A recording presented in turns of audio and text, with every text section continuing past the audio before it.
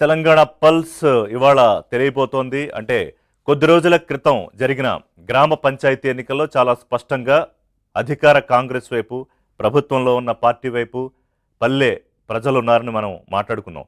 అయితే ఇప్పుడు మున్సిపాలిటీలు, కార్పొరేషన్ల ఓటర్లు అంటే చైతన్య విషయానికి వస్తే ఎక్కువ పర్సంటేజ్ ఓటింగ్ అయితే అటు పల్లెల్లోనే జరుగుతోంది, రూరల్ ప్రాంతాల్లో. అర్బన్ ప్రాంతాల్లో సపోజ్ మనం జిహెచ్ఎంసీ ఎన్నికల్లో చూస్తే లేదా జనరల్ ఎలక్షన్స్లో చూసినా హైదరాబాద్లో అత్యల్ప ఓటింగ్ జరుగుతుంది ఏ ఎన్నిక జరిగినా, ఈవెన్ ఉప ఎన్నికలు జరిగినా కూడా. బట్ వేరే పట్టణ ఓటర్లు మరీ ఇంత అన్యాయంగా తయారవ్వలేదు. దాదాపు 73.5%, అంటే ఇంకా ఎక్కువ పెరుగుతుందని అంచనా వేసినా కూడా 73-74% మంది ఈ మున్సిపల్ కార్పొరేషన్ ఎన్నికల్లో ఓటింగ్లో పాల్గొన్నారు.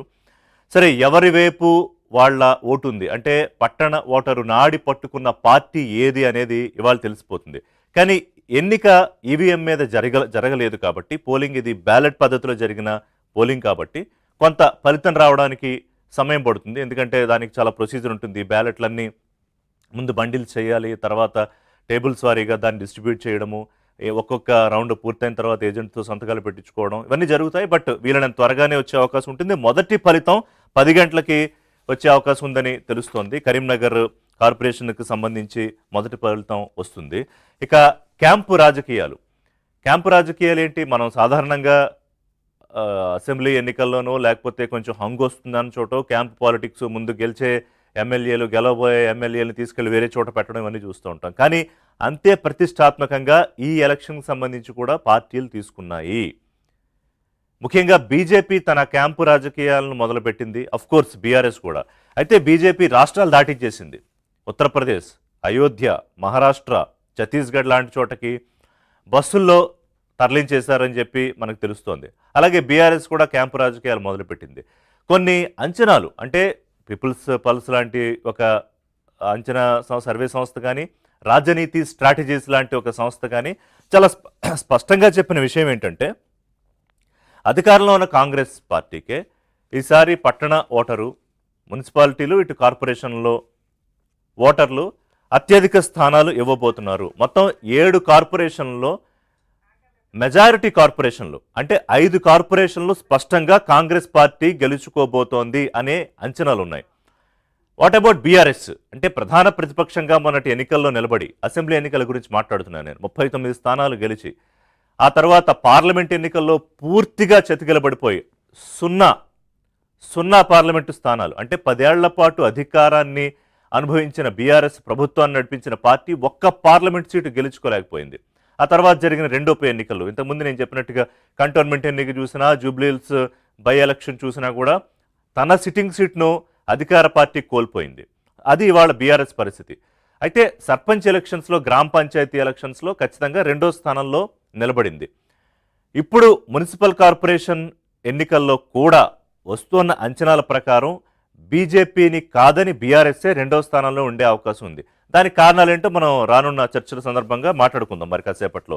అంటే అధికారాన్ని టార్గెట్ చేస్తున్నామని చెప్తున్న బీజేపీ కనీసం గౌరవప్రదమైన మున్సిపాలిటీలన్నా గెలుచుకోగలుగుతుందా, గెలుచుకోలేకపోతుందా, అది మాట్లాడదాం. కానీ కార్పొరేషన్ల విషయానికి వచ్చేటప్పటికి ఇంట్రెస్టింగ్ ఏంటంటే, కరీంనగర్ అలాగే నిజామాబాద్ కార్పొరేషన్లో, కరీంనగర్లో బండి సంజయ్, కేంద్ర హోంశాఖ సహాయ మంత్రి, కరీంనగర్ ఎంపీగా ఉన్న Bandi Sanjay, Nizamabad MP, BJP party నుంచి ఎంపీగా ఉన్న ధర్మపురి అరవింద్, ఈ 2 కార్పొరేషన్లో సిగ్నిఫికెంట్గా బీజేపీ తన డామినేషన్ని చూపించిందా? ఆ 2 కార్పొరేషన్లు తన ఖాతాలో వేసుకుంటుందా, వేసుకునే అవకాశం ఉంటుందని కొన్ని అంచనాలుంటే, రాజనీతి స్ట్రాటజీస్ ప్రకారం అక్కడ హంగు వస్తుంది అనే అవకాశం కనిపిస్తోంది. ఒకసారి ఈ పీపుల్స్ పల్స్ అంచనాలు కానీ లేకపోతే రాజనీతి స్ట్రాటజీస్ అంచనాలు కానీ ఒకసారి మాట్లాడుకునే ప్రయత్నం చేద్దాం. ఖచ్చితంగా కాంగ్రెస్ పార్టీ హవా కొనసాగుతుందనేది 2 చెప్తున్న విషయం. ఈ ఎగ్జిట్ పోల్స్ అనుకుంటే కనుక మనం అంచనాలని 70% కార్పొరేషన్లు, మున్సిపాలిటీలు హస్తగతం అవ్వబోతున్నాయి. 70%. సో మంచిర్యాల, రామగుండం, నల్లగొండ, మహబూబ్ నగర్, కొత్తగూడెం కార్పొరేషన్లో చాలా స్పష్టంగా కాంగ్రెస్ పార్టీ హవా చూపించబోతోంది అనేది పీపుల్స్ పల్స్ అంచనా. ఇక కరీంనగర్ అలాగే నిజామాబాద్ నేను ఇందాక చెప్పినట్టుగా బీజేపీ వైపు ఉంటాయి అనేది People's Pulse survey exit poll అంచనా. కానీ ఇక్కడ నిజామాబాద్, కరీంనగర్, మహబూబ్ నగర్ 3 చోట్ల కూడా ఎంఐఎం కింగ్ మేకర్ అవుతుందా? ఎంఐఎం పార్టీ గురించి మాట్లాడుకోవాలంటే ఏ ఎన్నిక జరిగినా అది ఏ పార్టీ కొట్టుకుంటున్నా, నెంబర్ 1 ఎవరు, నెంబర్ 2 ఎవరు, నెంబర్ 3 ఎవరు కొట్టుకుంటున్నా, ఓల్డ్ సిటీకి సంబంధించి 7 ఎమ్మెల్యే సీట్లు, అలాగే హైదరాబాద్ పార్లమెంటు, ఇవి మాత్రం ఎంఐఎం ఖాతాలోనే ఉంటాయి. అధికారంలో ఏ పార్టీ ఉంటే ఆ పార్టీ, అది బీఆర్ఎస్ అంతకుముందు కాంగ్రెస్ పార్టీ ఉంటే కాంగ్రెస్ తోటి, ఆ తర్వాత బీఆర్ఎస్ ఉంటే బీఆర్ఎస్ తోటి, మళ్ళీ ఇప్పుడు కాంగ్రెస్ పార్టీ అధికారంలో వస్తే కాంగ్రెస్ పార్టీకి, అధికారంలో ఉన్న పార్టీకి అఫీషియల్గా కాకపోయినా అనఫీషియల్ మిత్రపక్షంగా కొనసాగుతుంది ఎంఐఎం. సో ఇప్పుడు కింగ్ మేకర్ అయ్యే అవకాశం ఉంటే నిజామాబాద్, కరీంనగర్లో, ముఖ్యంగా మహబూబ్ నగర్ కార్పొరేషన్ మాట్లాడుకుందాం, ముఖ్యమంత్రి ప్రాతినిధ్యం వహిస్తున్న జిల్లా. సో ఈ 2 చోట్ల ఎవరెవరు కలిసి కార్పొరేషన్ చైర్మన్, కార్పొరేషన్ మేయర్ దక్కించుకుంటారు, వెరీ ఇంట్రెస్టింగ్ అది. ఇక మున్సిపల్ కార్పొరేషన్లో బీఆర్ఎస్ పరిస్థితి దారుణంగా ఉంది. అంటే వరుసగా తన పట్టు కోల్పోతూ వస్తోంది, ఓటింగ్ శాతం కోల్పోతూ వస్తోంది. ఈ ఎన్నికల్లో కేటీఆర్, హరీష్ రావు ప్రచారం చేసినా కూడా పరిమితమైన ప్రచారానికి పరిమితం అయ్యారు. కేసీఆర్ ఈ ఎన్నికని సీరియస్గా తీసుకున్నారా లేదా? ఒకటి, ఎన్నికలకు ముందు ఉన్న పరిస్థితి, రాష్ట్రంలో రాజకీయ పరిస్థితులు కూడా మనం మాట్లాడుకోవాలి. పొలిటికల్గా చాలా వల్నరబుల్గా ఉన్న సిచ్యుయేషన్ బీఆర్ఎస్కి. ఇంట్లోంచే కవిత బయటకు వచ్చి వేరే కుంపట పెట్టుకునే ప్రయత్నాలు, కేసీఆర్, కేటీఆర్, హరీష్ రావుల మీద ఆవిడ చేస్తున్న రాజకీయ యుద్ధం, తర్వాత పార్టీలో కొంతమంది అసంతృప్తి, అలాగే పార్టీ నుంచి 10 మంది ఎమ్మెల్యేలు అధికారం వైపు, కాంగ్రెస్ వైపు వెళ్ళిపోయినా అది ఎటు తేలకుండా వాళ్ళు క్లీన్ చిట్ ఇచ్చేసిన వ్యవహారం. ఎటు తేలకుండా అంటే అఫ్కోర్స్ క్లీన్ చిట్ వచ్చింది, మనకి టెక్నికల్గా ఏం వస్తే అదే మాట్లాడుకోవాలి.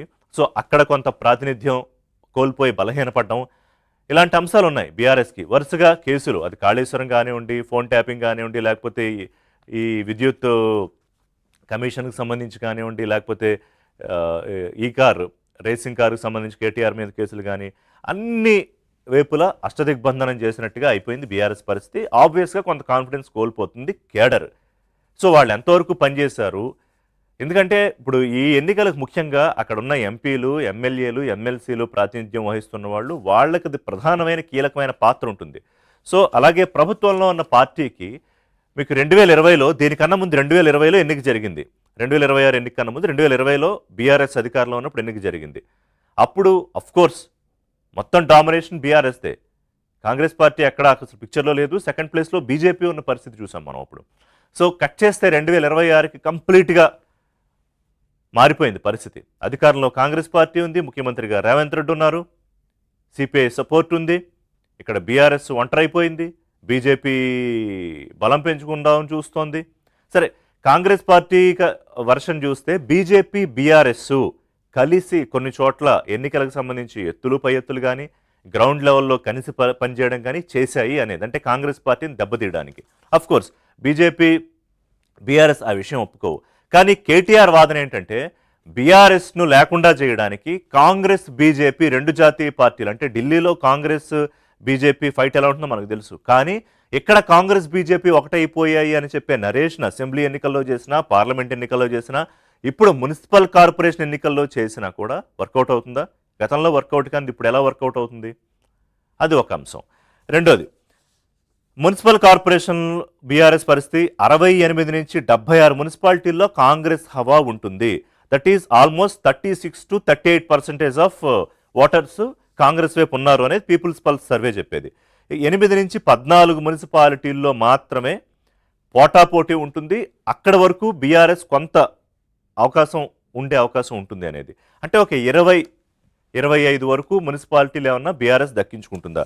పీపుల్స్ పల్స్ ఎలా చెప్తూ ఉంటే, రాజనీతి సర్వే ఏం చెప్తోందంటే కాంగ్రెస్కి 75 నుంచి 85 మున్సిపాలిటీలు దక్కించుకునే అవకాశం ఉంటుంది అవుట్ ఆఫ్ 116, 116లోంచి.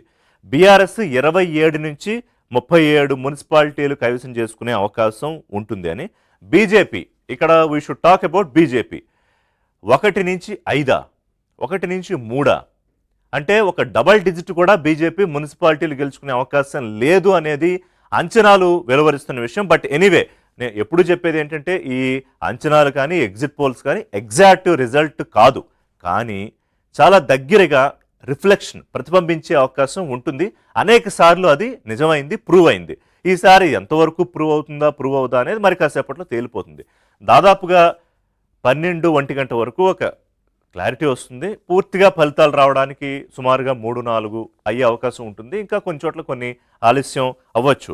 పెద్ద మున్సిపాలిటీలు అలాగే కార్పొరేషన్లు ఉన్న చోట. సో కాంగ్రెస్ 100కి పైగా మున్సిపాలిటీలు గెలుచుకునే అవకాశాన్ని కూడా రాజనీతి స్ట్రాటజీస్తో పాటు పలు విశ్లేషణలు కూడా చెప్తున్నాయి.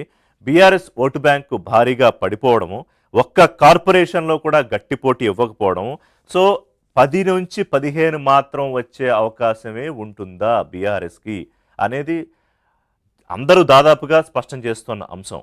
సో కాంగ్రెస్ స్పష్టమైన హవా మున్సిపాలిటీల్లో, కాంగ్రెస్ స్పష్టమైన హవా కార్పొరేషన్లో, దాదాపు 80 నుంచి 100 మధ్యలో మున్సిపాలిటీలు, 5 కార్పొరేషన్లు అయితే ఖచ్చితంగా కాంగ్రెస్ చేతుల్లోకే ఉంటాయి. ఈ 2 కార్పొరేషన్లు మాత్రం నిజామాబాద్, కరీంనగర్ మాత్రం గేమ్ చేంజర్ కాబోతున్నాయి అనేది మరి కాసేపట్లో మనకి ఫలితాలు విశ్లేషణ మాట్లాడుకునేటప్పుడు తెలిసిపోతుంది వస్తున్న అంచనాల ద్వారా. 136 లెక్కింపు కేంద్రాల్లో మొత్తం లెక్కింపు జరగబోతోంది. మొదట పోస్టల్ బ్యాలెట్లతో ఇప్పటికే కౌంటింగ్ ప్రారంభమైంది. ఎప్పటికప్పుడు almost for every 10 minutes ABN ground reporters ఇప్పటికే సిద్ధంగా ఉన్నారు. మా టీం అంతా అక్కడి నుంచి మనకి లైవ్లో అప్డేట్ చేస్తారు రిజల్ట్స్కి సంబంధించి. అంటే రౌండ్లు టైం పడుతుంది, ఈవీఎం కాదు. ఓపెన్ చేయగానే ఈవీఎంస్ అయితే 8:30-9 గంటలకు పెద్ద పెద్ద ఎలక్షన్లే మనకు ఒక ట్రెండ్ ఇవన్నీ వచ్చేస్తాయి. ఇది కొద్దిగా టైం పడుతుంది. ఓపిక్గా మనం దాన్ని తీసుకుని దాన్ని విశ్లేషించే ప్రయత్నం కూడా చేద్దాం. ఇప్పటికి ఏంటంటే 12 ఏకగ్రీవం, అంటే కొన్ని చోట్ల ఏకగ్రీవం కూడా అయ్యాయి. సో ఇక్కడ అధికార పార్టీ ప్రలోభాలని బీజేపీ బీఆర్ఎస్లు అనడము, లేకపోతే మనం మర్చిపోకూడని అంశం ఏంటంటే ఏ ప్రాతిపదికన, ఏ అంశాల ప్రాతిపదికన ఓటింగ్ జరిగింది. హామీల ప్రభుత్వం అమలు చేస్తున్న హామీలు బ్రహ్మాండంగా ఉన్నాయని కాంగ్రెస్ వైపు ఉన్నారా, లేకపోతే కొంత అసంతృప్తి ఉందని అపోజిషన్ వైపు వెళ్ళారా, లేకపోతే కేవలం ప్రలోభాలు మాత్రమే పనిచేశాయా? ఇంకో అంశం ఏంటంటే ఇంకో 3 ఏళ్ళు ఈ ఎన్నికలో మీరు ఎవరు గెలిపించినా కాంగ్రెస్ పార్టీ కదా అధికారంలో ఉంటుంది. కాబట్టి అక్కడ ఓటు ఇక్కడ ఓటు ఎందుకు?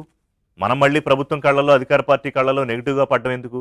ఆ ఎమ్మెల్యే దృష్టి మన మీద ఉంటుంది, ఎమ్మెల్సీ దృష్టో ఎంపీ దృష్టో మన మీద నెగిటివ్గా ఉండడం ఎందుకు అనే కారణం కూడా చాలా ప్రబలంగా పనిచేసిందా? కొన్ని చోట్ల అయితే సర్ప్రైజింగ్, ఓటుకి 25,000, 30,000. ఇవాళ మన పత్రికలో రాసింది ఒక చోట ఓటుకి 70,000 మున్సిపాలిటీలు దక్కించుకోవడానికి కోట్లు కూడా ఖర్చు పెడుతున్నారు. ఐ డోంట్ నో ఈ క్రేజ్, అంటే కోట్లు, కార్పొరేషన్కి కోట్లు, మున్సిపాలిటీకి కోట్లు. ఎందుకంత ఖర్చులు చేస్తున్నారు? ప్రజల మీద ప్రేమ? Of course not. సో ప్రెస్టేజెస్గా తీసుకున్నారు కొన్ని చోట్ల. అది ఎమ్మెల్యే ప్రెస్టేజెస్ తీసుకోవడమా, లేకపోతే స్థానికంగా ఉన్న ఎమ్మెల్సీ తీసుకోవడమా, ఇవన్నీ కూడా ఒక్కొక్కటి వస్తాయి. జిల్లాల వారీగా, కార్పొరేషన్ల వారీగా, మున్సిపాలిటీల వారీగా వీళ్ళని చర్చించుకునే ప్రయత్నం చేద్దాం. మా రిపోర్టర్స్ అందరూ